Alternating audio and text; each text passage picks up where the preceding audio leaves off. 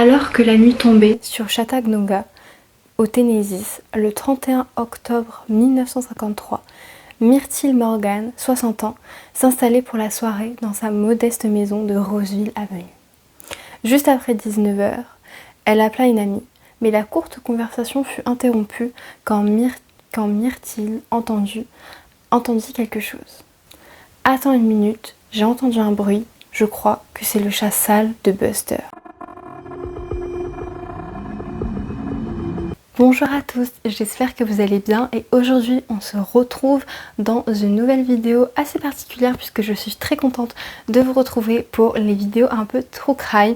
Donc aujourd'hui, qu'est-ce qu'on va faire? Je vais vous lire 2 à 3 histoires que j'ai trouvées sur Reddit, d'histoires qui n'ont jamais été résolues, donc des meurtres, des disparitions, tout le tralala, et ça n'a jamais été résolu. Donc voilà, je vais les lire telles qu'elles sont sur Reddit, donc je vais beaucoup lire mon téléphone, je suis désolée. Voilà, en tout cas, préparez-vous pour la vidéo, installez-vous confortablement ou écoutez-la pendant que vous faites autre chose et nous allons lire ces histoires très inquiétantes.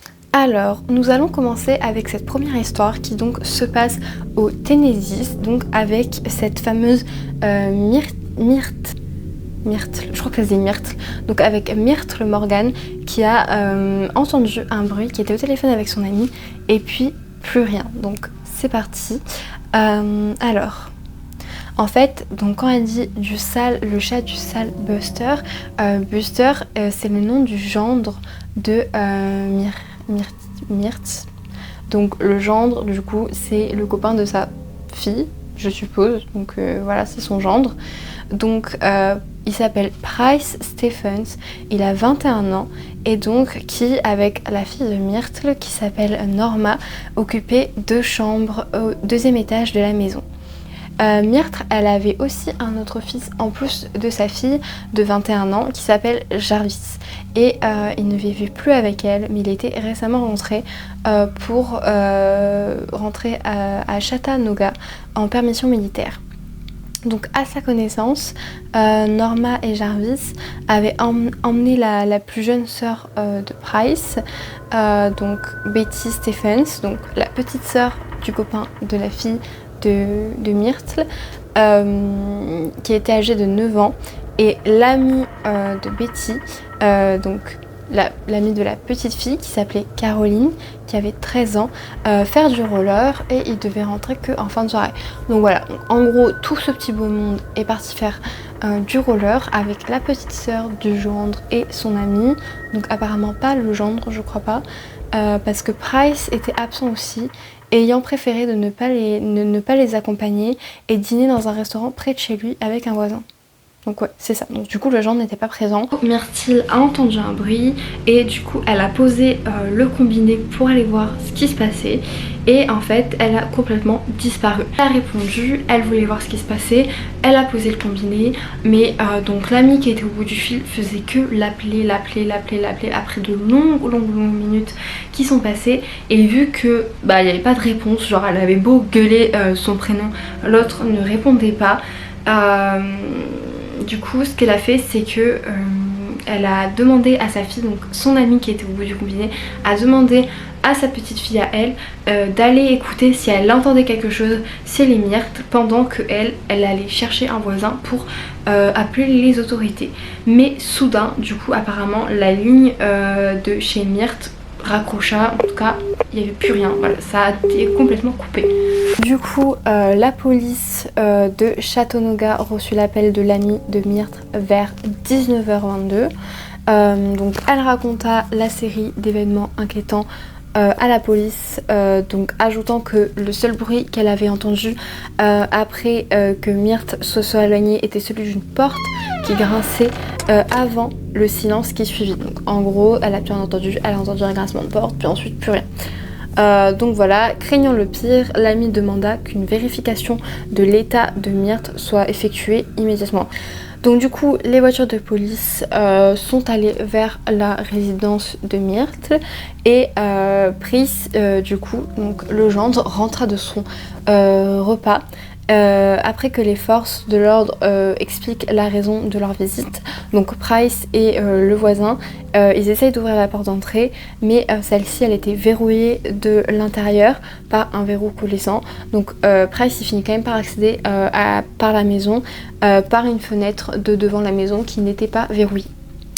Donc du coup, à l'intérieur, Price et les policiers rentrent, ils descendent le couloir, ils entrent dans la première porte à gauche, qui est le salon, qui servait aussi de chambre pour Myrtle, et en fait, ils y trouvent une chaise renversée, donc signe qu'une bataille avait eu lieu, et à côté de la chaise, il y avait le téléphone qui était dans son berceau, donc sonnant sans cesse, voilà. Du coup, il était en train de sonner le téléphone, donc Price décrocha et la voix anxieuse de l'amie de Myrtle au bout du fil demandait si elle allait bien, donc parce que son amie a encore appelé. Du coup, Price répondit qu'il n'en savait rien et qu'il devait fouiller la maison avant de raccrocher. Et du coup, les policiers et Price continuèrent dans le couloir jusqu'à la deuxième porte à gauche, donc la cuisine, et c'est là qu'ils trouvèrent le corps de Myrtle. Alors, Myrtle, elle était allongée sur le dos. Son corps, il était caché sous une couverture sur le sol de la cuisine. Sa robe et ses sous-vêtements étaient déchirés et en désordre, mais aucun signe d'agression sexuelle n'a été trouvé. Myrtle avait le nez cassé, des fractures à la base du crâne qui avaient causé une hémorragie cérébrale et une blessure inhabituelle a été également constaté, puisque un trou d'environ la taille d'une balle de calibre 32 dans les gencives et la mâchoire supérieure de Myrtle ont été retrouvés, et la blessure a été d'abord considérée comme une blessure par balle, mais l'autopsie cependant n'a révélé aucune blessure de sortie, et une radiographie a montré qu'il n'y avait aucune balle à l'intérieur. Donc elle a cette blessure étrange au niveau de la mâchoire et des dents, qui pourrait donc être le fait que ce soit un pistolet, enfin voilà, une balle qui est mise dans sa bouche, sauf que du coup il n'y a pas de trace de balle qui a été retrouvée. Donc il a été théorisé après coup que du coup ça soit un coup sauvage qui a été mis avec un instrument contendant plat, et que Myrtle était tombée et l'impact de sa tête contre le sol a causé donc une hémorragie cérébrale fatale. Donc en réalité, ils n'ont jamais conclu qu'est-ce qui avait causé cet étrange trou dans ses gencives mâchoires, ni l'arme qui avait été utilisée pour infliger ces blessures. Donc voilà, et son heure de décès est donc estimée entre 19h17 et 19h25, donc le temps qu'elle dit attends je vais voir ce qui se passe, et le temps que son ami appelle les autorités. Donc voilà. Les enquêteurs ont supposé que le meurtrier, il était rentré au moment où toute la famille était sortie, donc la porte était encore ouverte. Ensuite, il a verrouillé la porte, c'est peut-être ce que Myrtle a entendu. Et ensuite, elle est allée voir, lui, l'assaillant, il l'a poursuivi dans le couloir jusqu'à la cuisine. Ensuite, après l'avoir attaqué et assassiné, il s'est enfui par une fenêtre qui était cassée. Du coup, sauf que la scène de crime a été très compromise parce qu'il y avait des policiers inexpérimentés. Je vous rappelle que son décès est le 31 octobre et en fait il y avait beaucoup de personnes déguisées. Ça a fait un peu ameuter une foule de personnes déguisées.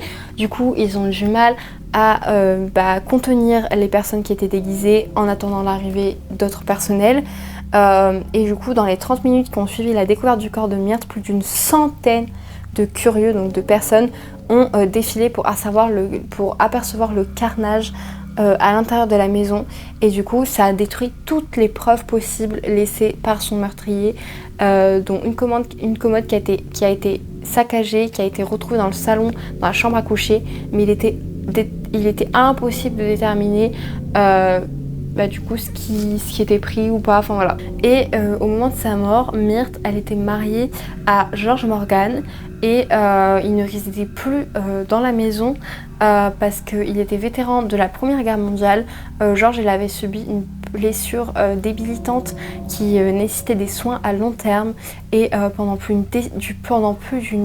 d'une décennie, il a vécu comme patient à l'hôpital des anciens combattants de Murfreesboro. Et donc Myrtle, sans emploi, elle vivait des modestes indemnités d'invalidité que son mari recevait de l'armée.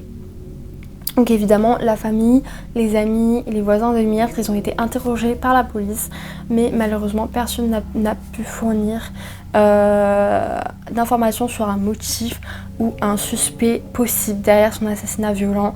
Des rôdeurs connus ont également été interrogés, mais aucune arrestation n'a jamais été effectuée. Donc Myrtle a été inhumée au cimetière de Greenwood Chattanooga. Son mari George, il est décédé en 1972. Ses deux enfants, Norma et Jarvis, sont également décédés depuis, et donc le meurtre de Myrtle Morgan reste irrésolu.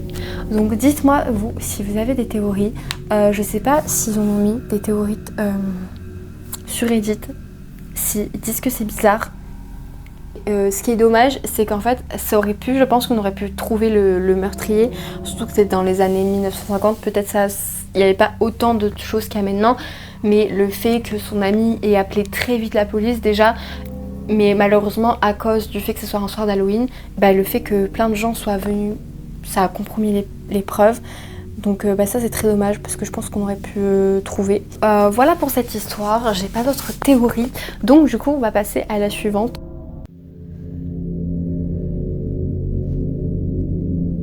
Alors j'espère que vous êtes prêts pour cette nouvelle histoire, puisque dans la deuxième histoire nous allons parler de qui a tué Kathy Kennedy, mère aimante, pendant que ses deux enfants dormaient à proximité. L'affaire n'a pas été résolue même 30 ans plus tard. Donc c'est parti, let's go. Donc Kathy Lace Goff est née le 9 avril 1959 à Winston-Salem en Caroline du Nord de Delmer et Gladys Goff. Kathy avait une sœur, Diane. Donc Kathy a obtenu son diplôme de l'East Forsyth High School où elle était une élève populaire. Elle jouait au softball et allait à une église baptiste locale. Elle a épousé son mari, David Kennedy, en 1985. On disait qu'ils formaient un couple amoureux, qu'ils aimaient tous les deux regarder les matchs de Kansas City Chiefs ensemble, et elle adorait rire, passer du bon temps et plaisanter avec les gens. C'était quelqu'un de très amusant, a déclaré David en 1995. Le couple a eu 2 filles. Donc Jordan et Tyler. Kathy chérissait ses filles, elle chérissait ses enfants, et plus tard les filles chériraient les innombrables films de famille que Kathy avait fidèles, riant et gloussant avec ses jeunes filles. Donc sa mission dans la vie était d'être mère, a déclaré la mère de Kathy, Gladys. Et donc c'est le 17 octobre 1994 que Kathy gardait ses 2 filles seules aux appartements Springbrook à Kirksville en Caroline du Nord, et Jordan avait 4 ans et Tyler environ 1 an au moment des faits. Et la famille venait d'emménager dans l'appartement le mois précédent car il prévoyait de construire une maison. Le quartier était réputé sûr. Il n'y avait pas eu un seul homicide dans cette banlieue tranquille cette année-là, et David était à quelques heures de là, au Outer Banks, à la pêche, avec des amis ce soir-là. Donc Kathy a été vue pour la dernière fois vers 19h et 20h selon les sources. Les premiers rapports indiquaient que 2 hommes, un blanc et un noir, avaient été vus devant l'appartement de Kathy vers 21h, 21h30. Des voisins ont reporté avoir entendu des cris vers cette heure-là, mais personne n'a appelé la police. Les filles étaient déjà au lit et n'ont rien vu de la violence. Jordan a été retrouvée Kathy dans la nuit, par terre, dans le salon. Elle ne comprenait pas pourquoi sa mère ne se levait pas. Kathy devait emmener ses filles chez sa mère Gladys le lendemain matin. Donc Gladys a appelé Kathy mais personne n'a répondu. De plus en plus inquiète, Gladys s'est rendue à l'appartement de sa fille. Elle a trouvé sa fille morte à l'intérieur. Je me souviens juste qu'elle était assise sur le canapé et qu'elle pleurait, a déclaré Jordan. J'étais juste là avec elle à regarder, sachant que quelque chose de grave se passait, mais sans vraiment savoir comment le traiter. Cathy avait été étranglée, battue et poignardée 15 fois avec son propre couteau à steak. Il n'y avait aucun signe d'agression sexuelle ou de viol, aucun signe d'effraction n'a été trouvé et les enquêteurs ont estimé que Cathy avait probablement laissé entrer l'agresseur dans l'appartement. Les enquêteurs avaient quelques pistes pour commencer. Ils ont pu discupler David, donc le mari, car plusieurs personnes, y compris un employé d'hôtel, ont confirmé qu'il était là, qu'il était à des heures de là, à ce moment-là. Et David a initialement nommé quelques personnes qu'il pensait pouvoir avoir un mobile, mais il me semble que ce ne serait pas ces personnes-là. En tout cas, il n'y a rien qui prouve que ça peut être ces personnes-là. Et malgré beaucoup de publicité dans les médias et une récompense de 20 000 $, l'affaire est maintenant gelée. Enfin voilà, elle n'a pas été résolue. Donc en fait, souvent on va soupçonner le conjoint, mais du coup vu que les enquêteurs ont constamment écarté la possibilité que David soit impliqué, Cathy n'avait pas d'assurance vie, il n'y avait aucun signe d'infidélité de l'un ou l'autre. Tout le monde disait qu'ils avaient un mariage heureux et tout indique que c'est vraiment le cas. Et donc David continue de réclamer justice pour sa femme depuis des décennies, tout en continuant à élever ses 2 filles toutes seules. En 2001 par contre, il a été rapporté que les enquêteurs avaient testé l'ADN d'un suspect dans l'affaire, mais qu'aucune arrestation n'a jamais eu lieu. C'était la première indication que les enquêteurs avaient peut-être des preuves ADN de l'agresseur, mais bien que les autorités ne l'aient pas confirmé officiellement, un détective à la retraite a déclaré qu'il disposait d'ADN. La véracité de cette preuve est inconnue, on ne sait pas quel type de preuve ADN il s'agit. Il n'y avait aucun signe d'agression sexuelle. Est-ce que l'agresseur s'était-il blessé? Est-ce qu'ils ont des traces d'ADN? Et si oui, quelle est leur fiabilité et peut-on les comparer aux bases de données? Et donc apparemment des amis de la famille de Kennedy ont une seule théorie qui serait que Cathy elle aidait une amie à quitter un mariage abusif à ce moment là et que cela pourrait être le mobile de son meurtre. Donc en gros que ça soit par exemple le fait que ça soit le mari de son amie qui se faisait abuser par cet homme, donc ça expliquerait pourquoi elle l'aurait laissé rentrer par exemple, genre vu que c'était qu'elle le connaissait entre guillemets et que du coup il l'aurait tué pour pas que qu'elle sorte son amie de cette affaire là, mais du coup on ne sait pas si lui il a été arrêté ou pas. Donc du coup maintenant la famille elle vit dans les limbes depuis des décennies et en octobre dernier une chaîne d'information locale a diffusé un long reportage sur la famille donc aujourd'hui et les 2 filles ont leur propre enfant aujourd'hui. Et en fait récemment un incendie a détruit leur maison familiale et la famille a été soulagée de constater que la photo de mariage de Cathy et leur précieuse vidéo familiale avaient survécu. Peut-être que c'est Cathy qui a sauvé ces objets là de l'incendie parce que c'est quand même bizarre. Mais voilà, elle est vraiment horrible, genre c'est trop triste que déjà pourquoi l'agresseur il a tué que elle et pas ses enfants. Donc déjà Dieu merci, il les a épargnés, donc c'est plutôt une bonne nouvelle, mais c'est quand même très très bizarre. Toute cette histoire est vraiment très bizarre. Je vais voir les commentaires sur cette affaire et c'est vrai qu'il y a des commentaires qui sont pas mal intéressants, donc si jamais vous êtes intéressé de voir les commentaires de ces histoires là, je vous mettrai les liens des histoires Reddit en description, comme ça vous pouvez aller checker par vous-même.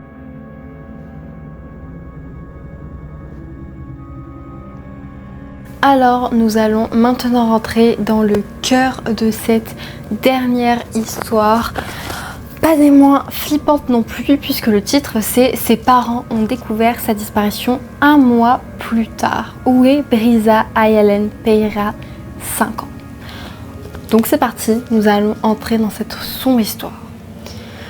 Donc, pour donner un contexte complet, l'utilisateur commence par dire que Brisa Ayelen Pereira avait 5 ans. Elle était la fille de Paola et Daniel.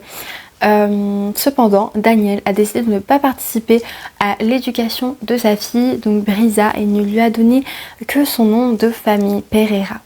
Donc Paola, elle sortait avec un homme nommé Victor Sequeira, le père des 2 frères et sœurs aînés de Brisa. Et puisqu'il les élevait déjà, il a décidé d'élever également Brisa comme la sienne. Donc les 3 enfants, ils passaient la plupart de leur temps chez Sequeira et s'ils n'y étaient pas, ils restaient chez leur grand-mère, donc la mère de Paola. Paola n'était pas très impliquée dans l'éducation des enfants. Donc l'histoire se déroule dans la ville de Buenos Aires en Argentine le 21 juillet 2015, donc c'est beaucoup plus récent que les autres histoires. Et en fait Victor il a emmené Brisa chez sa grand-mère et selon Victor, une fois qu'ils ont atteint un coin spécifique, il laisse Brisa marcher seule les 50 mètres restants jusqu'à la maison de la grand-mère car il ne voulait pas croiser Paola. Du coup il dit avoir vu la porte de la maison s'ouvrir et Brisa entrer malgré tout. Après avoir vu qu'elle était en sécurité, qu'elle était bien rentrée, il est parti. Donc le 31 août 2015, Paola et Victor se sont vus et Paola a demandé à Victor où se trouvait Brisa. Et Victor lui a dit qu'il avait emmené Brisa chez sa grand-mère le mois précédent, le mois avant. Cette information est parvenue à la sœur de Paola, Paulina, qui s'est rendue à la police pour déposer un rapport de personnes disparues. Cependant, comme un mois s'était écoulé depuis que quelqu'un avait vu la petite fille pour la dernière fois, il n'y avait pas grand chose à faire. Les autorités n'avaient pas grand chose sur quoi s'appuyer. Le seul indice provenait d'un témoin qui affirmait avoir entendu Victor dire un jour « Je l'ai envoyé au Brésil et maintenant je ne sais pas comment la faire revenir ». Donc cela a conduit la police à fouiller sa maison. Ils l'ont trouvé dans un désordre complet et totalement dangereux pour les enfants. Les vêtements de Brisa, ils étaient éparpillés dans la maison, ils étaient détruits et presque mis à la poubelle. Et Victor s'est défendu en disant que les voisins avaient promis de lui donner des nouveaux vêtements pour Brisa. Alors il a décidé de jeter les anciens. En raison de l'état terrible de la maison, il a perdu la garde des frères et sœurs aînés de Brisa et en dehors de cela, rien n'est sorti des perquisitions. En 2017, Victor est décédé. Les seules personnes qui ont contribué à chercher Brisa étaient donc sa grand-mère et sa tante Paulina, même pas la mère. Et cependant, la même année, sa grand-mère est décédée dans un accident alors qu'elle se rendait dans une ville où il y avait eu une possible observation de Brisa. Donc le cœur brisé, Paulina a décidé d'arrêter de chercher sa nièce et a demandé aux autorités d'arrêter sa sœur pour négligence. Et en 2018, en raison du décès de Victor et du manque de nouveaux indices, les autorités ont décidé de classer l'affaire. Personne ne recherche activement Brisa de nos jours. L'affaire ne sera examinée que si de nouveaux indices apparaissent. Cependant, comme Victor était à la fois le témoin clé et un suspect possible et qu'il est maintenant décédé, il ne reste plus grand chose à enquêter. Donc, cette histoire, elle est vraiment horrible. Parce que cette pauvre petite fille, elle est pas née dans la bonne famille. Genre son père biologique s'en fout d'elle, il lui a juste donné son nom de famille. Sa mère, elle s'en fout aussi, elle a donné à son autre mec, l'autre mec, il l'a envoyé chez sa grand-mère. Voilà, il s'est pas plus posé de questions que ça. En plus, du coup, il y a qu'un mois après que la mère, elle a demandé à Victor, ah au fait, elle est où ma fille? Un mois après, genre, elle a dit, ah mais putain, mais elle est où ma fille au fait, genre, elle est où? Ok, top, un mois après. Et l'autre, carrément, sa maison, elle est dans un bordel pas possible. Et moi, c'est vrai que je trouve ça très bizarre, le fait qu'il ait dit, qu'il ait pu dire, du coup, je l'ai envoyé au Brésil et je sais pas comment la ramener, et qu'il ait jeté tous ses vêtements. Est-ce qu'il a dit, je l'ai amené en Brésil et je sais pas comment la ramener, en mode pour se trouver un alibi, que en vrai, il a tué Brisa et du coup, il a jeté tous ses vêtements, ou il l'a vraiment envoyé au Brésil? Mais pourquoi faire? En tout cas, ça me fait beaucoup de peine parce que même la grand-mère est morte alors qu'elle était sur la piste d'un truc. Genre, elle était sur la route pour aller chercher une piste. Elle a eu un accident. Et vraiment, genre, toute cette histoire est horrible. Donc voilà pour cette petite vidéo avec 3 histoires de disparition inexpliquées. J'espère que cette vidéo vous aura plu. C'est une vidéo vraiment très tragique. Je trouve que toutes ces histoires sont absolument horribles, vraiment, entre l'autre qui était au téléphone, l'autre qui se fait juste tuer sans ses enfants et la petite fille qui disparaît comme ça et tout le monde s'en fout. Enfin voilà, bref, c'est vraiment que des histoires horribles. Donc j'espère que ça vous aura quand même plu d'une certaine manière cette vidéo. Voilà, et puis nous, on se retrouve très prochainement dans une nouvelle vidéo. Je vous fais de très gros bisous, bye bye.